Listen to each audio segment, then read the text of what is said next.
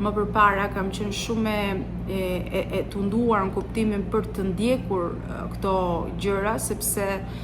pak a shumë e kam patur edhe vetë dhunti, por derisa arrita të kuptoj në momentin që është shirk, çdo gjë e tillë është shirk dhe ne duhet të qëndrojmë larg, sepse këta njerëz që merren me fallë, me filxhane të tjerë, ndoshta nuk e kuptojnë, ose ndoshta e kuptojnë dhe e kanë zgjedhur vetë, që pranë tyre ka gjinde të këqija, gjinde që nuk janë, sepse jo të gjithë gjindet janë të këqij, po edhe ato janë krijuar për të adhuruar Allahun si njerëzit, por janë disa gjinde që thjesht manipulojnë ato momentet njeriut dhe njeriu zgjedh të ndjek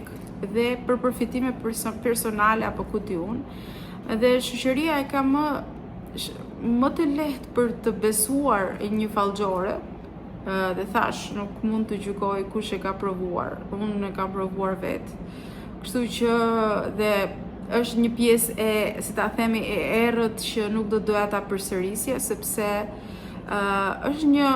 një, prandaj dhe Allahu e ka ndaluar shirkun, sepse kjo quhet shirk. Është diçka që nuk duhet bërë, sepse po ti shohësh të gjithë këto që merren me falle, me gjëra, ti shohësh jetën e tyre, e kanë shumë të keqe. Sepse çfarëdo që ato mund të fitojnë për momentin, i ikën. Ato thrasin gjërat e këqija, ato janë të rrethuar nga gjëra negative rreth e qark, ato rrethohen nga përshpërimet e djallit, sepse nuk ka asnjë gjë të mirë brenda këtyre shtëpive. Dhe mbaj mend një herë kur kam qenë që shihja korniza, ikona, apo në përgjithësi nuk është se kam parë ndonjë,